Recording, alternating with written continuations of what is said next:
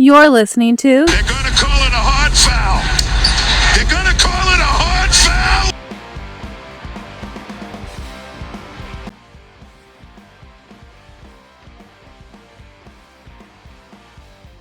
Todd Fowl looks like the Celtics might have avoided a catastrophic injury, and we can all breathe a sense of relief in the fact that the Celtics don't have a womanizing alcoholic inviting reporters onto their trade calls before the deadline, because apparently that happens in, the highest levels in this country. But we won't get to that today because we are Hard Foul. And Mike, we're brought to you by the what? I forget. Fan First Sports Network, bitch. The Fan First Sports Network is who we're brought to you by. Um, Mike, last night, Yo, we'll get started right off the top. You saw what happened. Domantas Sabonis slides onto Tatum on the three, and it looked bad. When you saw that? What were your initial thoughts? How are you feeling now? All those things. my initial thoughts were he's done for the season. I was like, that looks really bad. I was like, he's gonna need surgery. I was like, this is awful. But then I saw immediately on Twitter that he was going to be okay. So, um, yeah, my initial thoughts are arrest him probably for the rest of this road trip. No need to play him. They've been playing really well. I think some of these guys have earned some time off for this remaining 3 games of this road trip, and he's definitely one of them. So, um, just sit him. There's no reason to play him right now. You're locked into that 2 seed. Um, let him get some rest and manage his minutes up until the playoffs. Yeah, and the reports, coming out were encouraging afterwards. Obviously, he was not in a boot, not in crutches. He walked out under his own power last night. I guess he had a slight limp, leaving the arena. I imagine there's imaging available at the arena, so I'm sure they did that, at least initial imaging on his ankle, and if there were any concerns at all, he'd be in a boot, at minimum walking out. So those are encouraging signs. For people that haven't seen it, I encourage you to go on Twitter or wherever you watch the Celtics highlights and check this out. But Sabonis late in the third quarter with about 3 minutes to go, and Tatum was on pace to just have another one of those games. I think he left with either 25 or 26, 8 and 7, with 3 minutes left to go in the third. But Tatum comes off the dribble, shoots a three. Sabonis recklessly closes out and slides his foot unnecessarily under Tatum's. Tatum lands on it and goes down in a heap of, initial severe pain. He had to be helped off the court initially. He did walk back out and shoot the free throws before coming out of the game for the rest of the game. I did find it interesting that he was doing everything in his power when he was walking to the free throw line not to limp, to not give anyone the satisfaction of seeing him limp. Um, it kind of reminded me in some ways of, a Tom Brady move, where fuck you, I'm not hurt, I'm okay. And that's where I think the Celtics' job is. Mike, you mentioned him not playing, protect his play from himself. There is no moving up the standings right now. There is no moving down the standings. You are the 2 seed. There's not a hell of a lot to play for these last 10 games. Just make sure he gets his requisite rest as much as he needs so he's feeling like Jason Tatum. Because right now, and we've talked about this a lot, I don't think there's been a time in his career that he's played better basketball than he's playing right now. And that's kind of the bummer of this whole thing. You hope he doesn't lose that rhythm because he is playing at a level that is where he could raise this team up by himself. It feels like Yeah. if they need him to win a championship. And that's how good he's been. And it feels almost easy. I mean, even last night, there were a couple plays in that first half. There were more than a couple plays that just made you go, holy shit, with Tatum. And we get to the rest of the game. But I do want to get your takes just on Tatum overall. But first of all, the way he's able to whip one hand passes with both hands, not just his right, but now his left. Um, with the degree of accuracy and the things that he sees is just so goddamn impressive. And he's doing it off the dribble. There was one to Holiday underneath last night. Holiday's playing the dunker spot. Tatum drives, left hand, just whips a one-hand pass. Perfect. Right into Holiday. Easy two. And then, he had that I think it was near the end of the first quarter or second quarter, I forget, but he blows by a guy and he shoots this one-legged kind of Steph Curry three. Nothing but net. Um, just again, haven't seen it from him again, and it looks so casual, like he's done it a million times. First time we've ever seen it in a game. And then there was another three where he gets bumped. Really, he's driving to the hoop, and he gets bumped off his spot pretty aggressively by Sabonis, and he just kind of stops. And you just see his strength, sets himself, and nails a three right in Sabonis's eye. Usually, guys are kind of, if they're driving hard and they get bumped by guys with Sabonis' strength and size, they're flying completely off their line and need to really almost reestablish themselves and, gather themselves. Tatum was just in complete control, got bumped a little bit, stopped on a dime, and just nailed the three. He is, Mike, I think the level he's playing at, and that's the thing you hope he doesn't lose, and I don't think he will as long as it's not too long. He's out, is really extraordinary.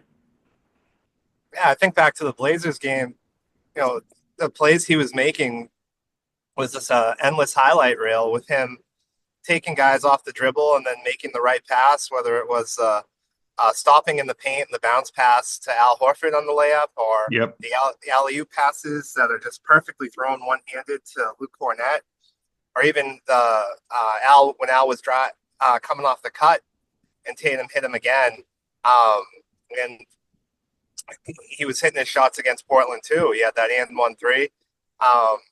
Yeah, he's seeing the court. He's doing it all. He's been playing at a high level for a long time, and not the best time for him to go down for an injury, but yeah, certainly he's playing the best basketball of his career, and this, in my mind, will definitely carry over into the playoffs. And the guys around him are playing really well too. You saw Sam Hauser goes 7-9 against Portland from three. You see Shireman moving the ball well when he's out there. Good ball handler, pretty good 3-point shooter. Luke Cornett goes perfect from the field against Portland. He's barking at them, running up the floor.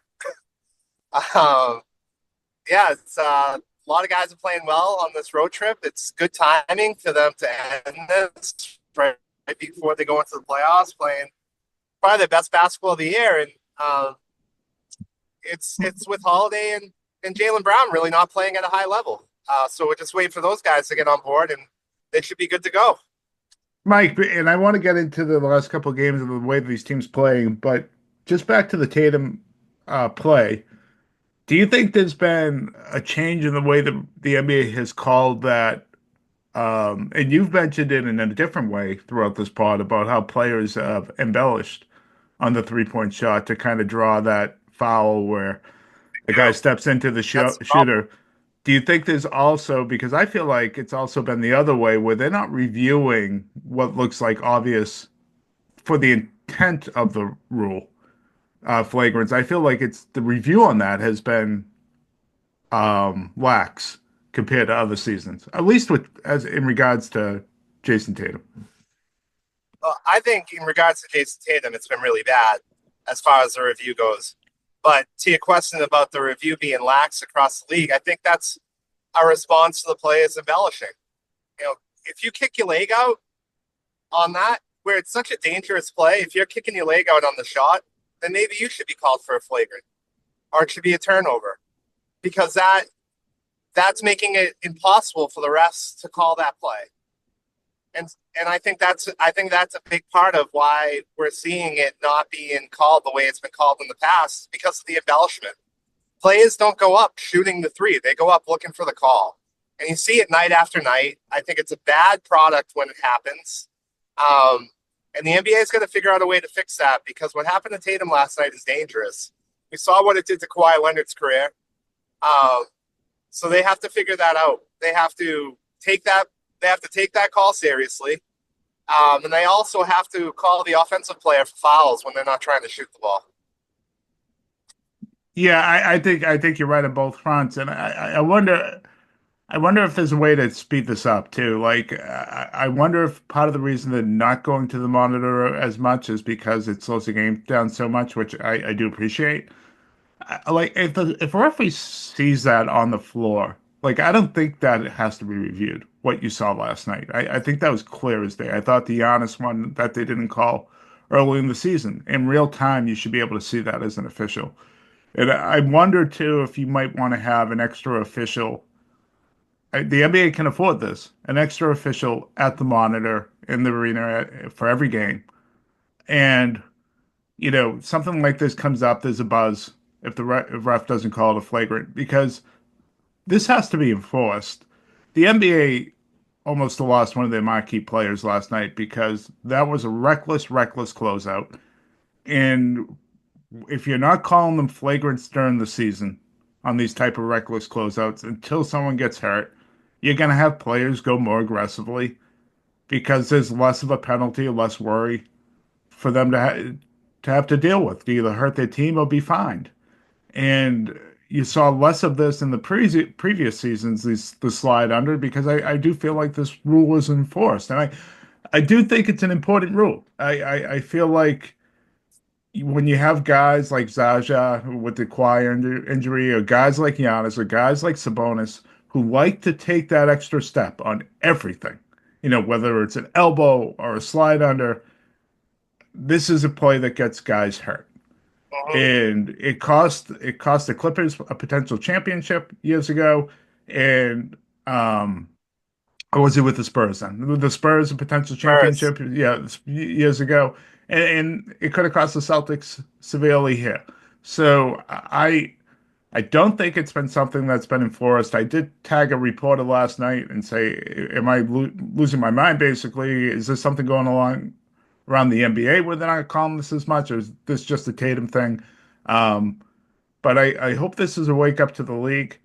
And then on the other ones, like if you are trying to draw that, that's you know the referee should have the discretion to just call that on the floor and say it's a non-shooting foul because that will get that to stop real quick too.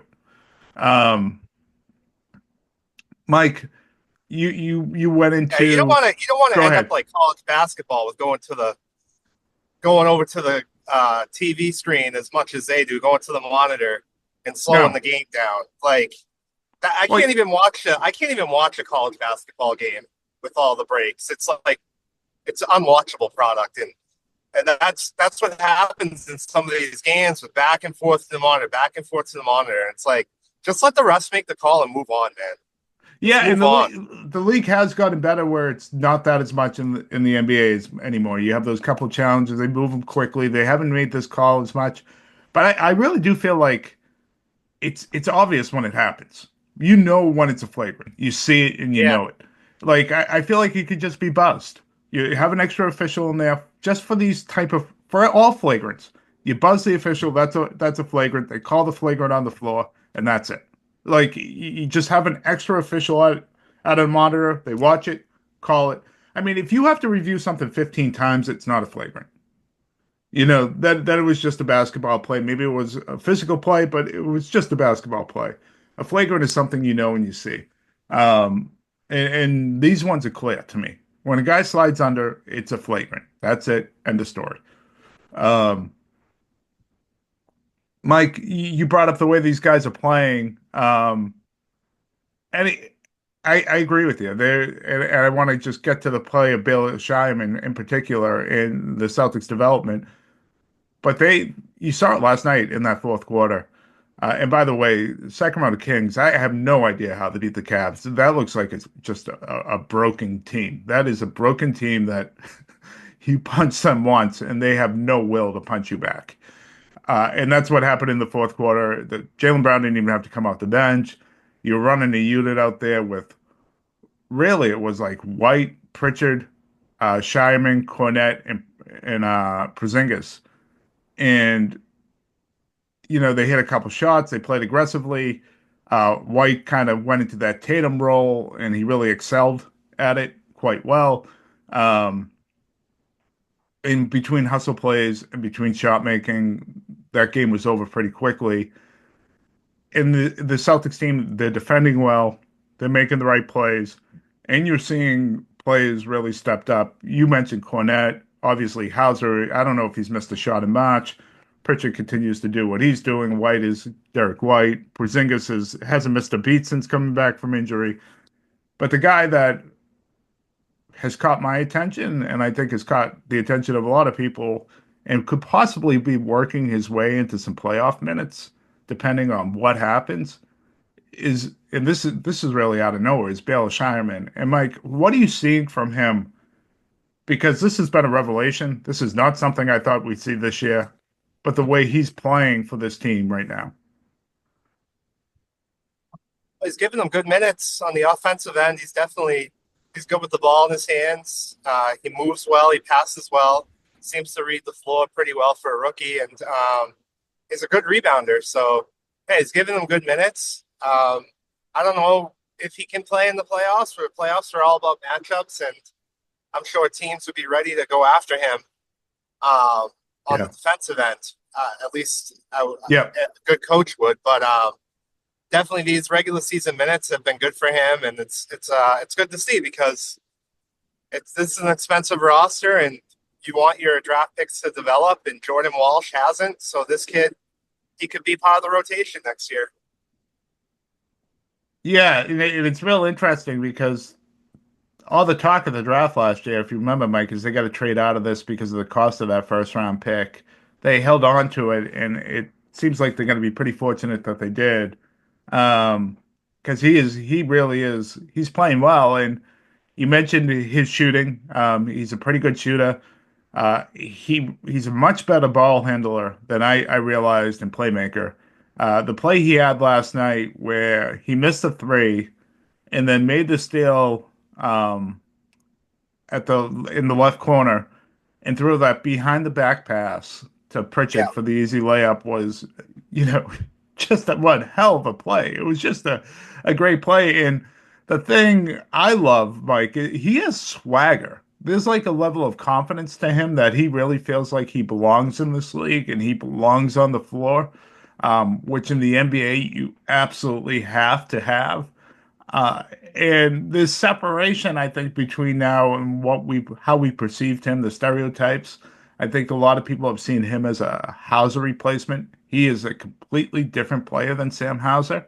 Um, he's more of a playmaker. He's not the move shooter Sam is, and there's very few players in the league that are. He's not a move shooter at all. But I think he actually, as this game develops, can do more offensively. He's not as the threat that Hauser because of Hauser's ability to shoot, but can do more. Has more of a skill set. I guess I'm trying to explain this than Hauser has on that end of the court. And the other place that we talked about on this pod the last time is I was talking about how he just died on screens. Well, last night, Sacramento's running a dribble handoff with Markel Fultz, and Fultz goes to screen Shyman. Shyman works to get over it and does such a good job working to get over it that he draws the offensive foul on the screen on Fultz.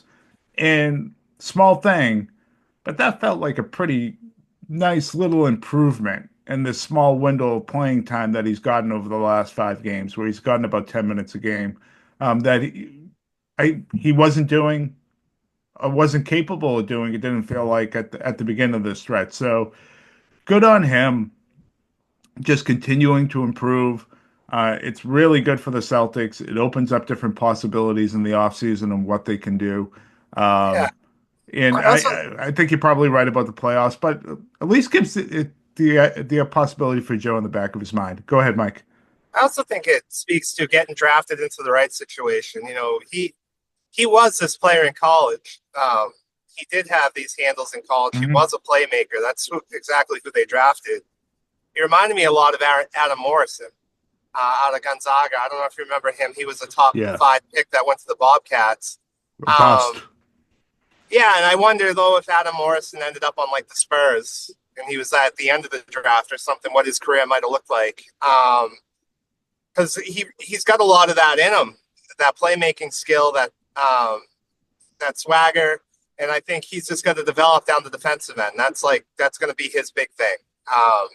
And if he can develop to be a an average NBA defender, he's definitely going to have rotation minutes in the Celtics team next year, and it's going to make it easier on Brad to move a contract if he has to. So it's a nice development. It's an important development for a team that's really expensive and is going into that second apron.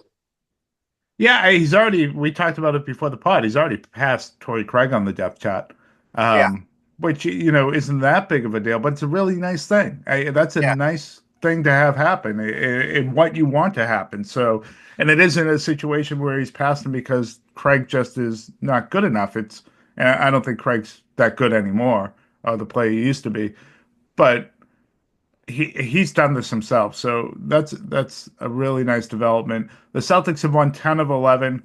There were two games on this trip I were looking forward to. I don't know if I do as much. I wanted to see this Phoenix game on Wednesday because Phoenix is actually playing real basketball for the first time in 2 years. Playing well, playing really Yeah, well without Bradley Beal. yeah, they're winning games finally, and playing well. They may want to not have him come back. No shit. And Yeah, no, but they're 14-2 without him. yeah, Yeah, but I think the shine's off it a little bit for Wednesday night without Tatum. Obviously, I thought the Tatum got Durant intrigue is always there, and that I was looking forward to. And then the Wednesday game against Memphis, and again, if Tatum's really not playing, then that's kind of more I'm of a sitting ho Tatum for hum the game rest of the too. trip. I mean, Yeah. John Morant's basically out till the regular season, anyways. So I would just sit Tatum. Uh, there's no reason to put him out there after that. If he's walking with a limp. Um, Kevin Durant, the last two games is what 38 and 40. He's playing really well. I think that Phoenix team is good without Bradley Beal. They found something there. They got a lot of size. They have a ton of size. They have a ton of length. And they're just handing it. Really, they're just handing it over to Booker and Durant, and the two of them have seemed to found the rhythm together. Yeah, hell of a finish last night. Great play to end the game to get Booker free, Mm-hmm. using Durant as a decoy, and beat the Bucks. Which the Bucks are playing pretty well too. So that was a really nice win. Mike, before we get to Celtic City, the Cavs, they broke a 4-game losing streak. I think that's just a team taking their foot off the gas and really isn't much. If I was a Cavs fan, I would be overly concerned about. But No, Donovan Mitchell is shooting like 20% for the month for three. Would you be they all concerned? are Yeah. Would you have any concerns there concerned if you because the were? Celtics went through the same thing. Um, no, Yeah. the team has been the best shooting team in the NBA all season. Even with this month, they're still like far and away the best shooting team in the NBA. Um, I think it's a funk that teams go through, and Percentage wise, there. percentage wise, yeah. Yeah. Yeah. Which to me that's the one that matters, more than volume. But yeah, I would not be concerned. The thing is, they're all doing it right now. It's not just Donovan Mitchell. They've all hit a wall. Every single one of them stopped hitting shots. Ty Jerome, Hunter, Garland, Mitchell, they all just stopped shooting. Even the little white kid they got there. So what's his name? Sam Merrill. Yeah. They're going to be fine, and that's going to be a series. Celtics, Cavs. Now I give the Bucks a chance versus the Cavs because I think the Bucks have been playing well. But Celtics, Cavs, it's going to be a really good Eastern Conference Finals. It should be. It Yeah, should be. Although I'm a lot more confident in the Celtics position with with Porzingis. Porzingis, and I'm not. I have a hard time closing my eyes and finding a way how the Cavs beat the Celtics with Porzingis. Oh If well, I'm, that's a big if. That's a big if. it's an if. I don't know if it's a big if. He's been fairly healthy since the beginning of the season this year. Outside of being sick, he's been fairly healthy, Has and he he's like ever had a playoff run where he's made it through in his he career? hasn't he hasn't had a ton of playoff runs. Yeah, but in the times he's made it, has he? I I don't know. I'd have to go back and look. I have no idea. think he I don't know. has.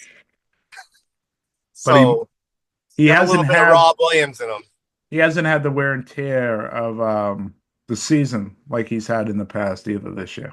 Yeah, he's been great. He looks like when he's out there, they're certainly unbeatable in the 7 game series. I will give you that. I don't think anybody can do it. I'm very With yeah, I understand you being concerned. I would say without yeah. him, it's not the same prospects as last year. It really isn't. And you could say they need to find another way. But I think matchup wise, especially if you're playing like an OKC or even a Denver, that really changes. That really changes. So, Mike, Celtic City. We touched on the 60s episodes. They had the 70s last episode, and now it looks like the 80s is going to be a two-parter like the 60s episodes were with Russell and everything that happened there. I think this show continues to be great. I loved last night, Yeah, and me too. everything that brought to the table. Um, what are your thoughts? You learn anything new? I certainly did, but what are your thoughts? I love the Robert Parrish interviews. I really enjoyed those. I've never really heard that guy talk much because I missed him, obviously, as a basketball player, and he hasn't really been on the scene, right, since he left. And then I learned that that's just who he was, anyways. He didn't really talk much. And he certainly hated his coach. I think he had a respect level for his coach, too, though, that we saw during his comments last night. He definitely respected that at times that tough love worked and helped them win a championship, but then it certainly ran its course by that '83 season where they lost to the Bucks, and from all accounts, from Jackie McMullen, it sounds like they actually quit. So I learned that about the team.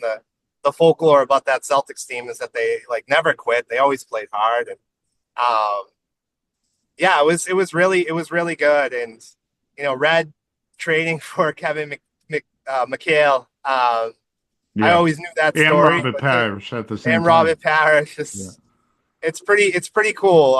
And I didn't realize that Dave Cowens was on that team when they lost to the Sixers in 7. So he had a really long career at Cowens. That's really impressive. Yeah, he Yeah. did. You wonder if he kind of quit because he was just sick of Fitz riding him too. I do. What's interesting, about the whole Bill Fitz thing is, the first time Danny Ainge kind of popped up on the show was him talking like how Fitz just kind of broke him as a player, where he wouldn't even be playing in games and Fitz would find ways to blame him for the loss of what is happening on the floor.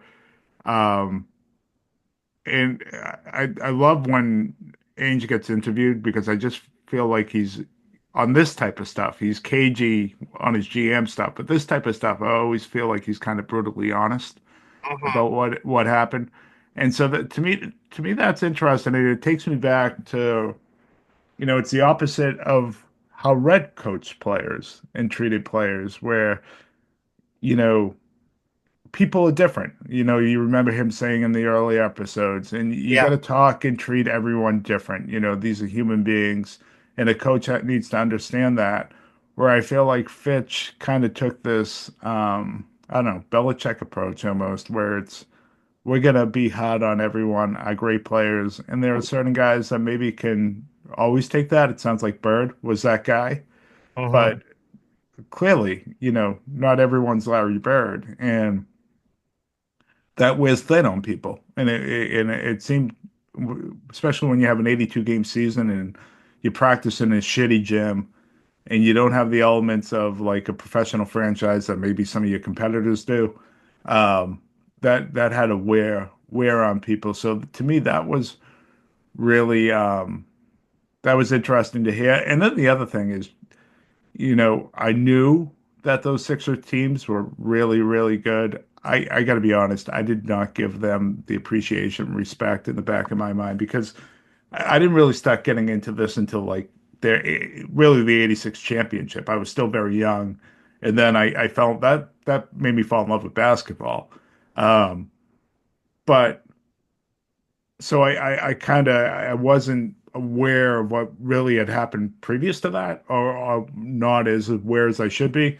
And those Sixers teams with Tony and Dr. J Hmm. and Dawkins. Daryl Dawkins, like those are Mo Cheeks, those are excellent teams, and tough physical fucking teams, and they really bested the Celtics.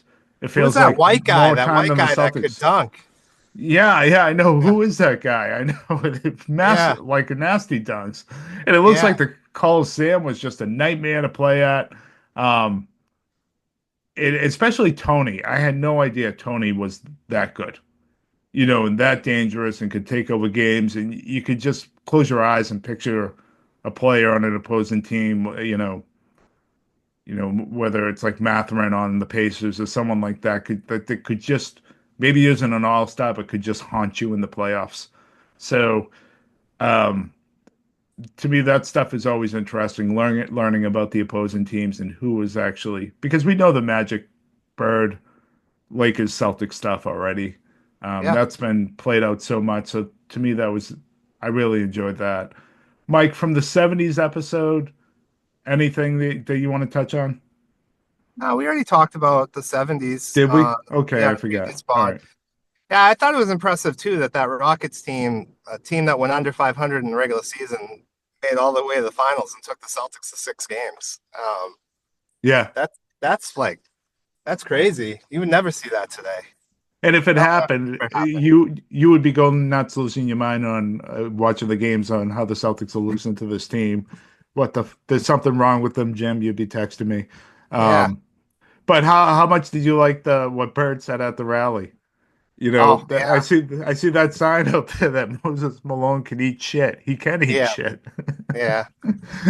uh, I thought that was great. Um, I think it also reinforces, and I hope like some of the younger fans who haven't seen Bird know how great Bird was, get a sense of it by watching this. The idea that you take a 28 win team, not really change the roster outside of Larry Bird, and bring it to a 60 win team the following season is just really insane. And go all the way to the Eastern Conference Finals. And then by his second season winning the championship. And obviously, Magic is doing that out west too with the Lakers. Just truly, just tremendous stuff. And it also shows the importance of team building because that 80 team, they weren't big enough. And, you mentioned it, the immediate next season, they're bringing in McHale and Parrish, and then they won a title. Um, so that was great. I loved, I knew the story, but I forgot it about how Parrish got his nickname Chief from One Flies Over the Cuckoo's Nest, Yeah. so that was all really good stuff. And I'm looking forward to the second half of the '80s. There's some interesting discussions. Are they going to get into the bar fight Bird got into, and maybe cost them the championship in '85? Are they going to get into um, his shoveling? Obviously, the Len Bias story is the '80s. Um, Trading for Dennis Johnson, and having him replace Tiny Archibald, and really solidifying that starting five as one of the best all time.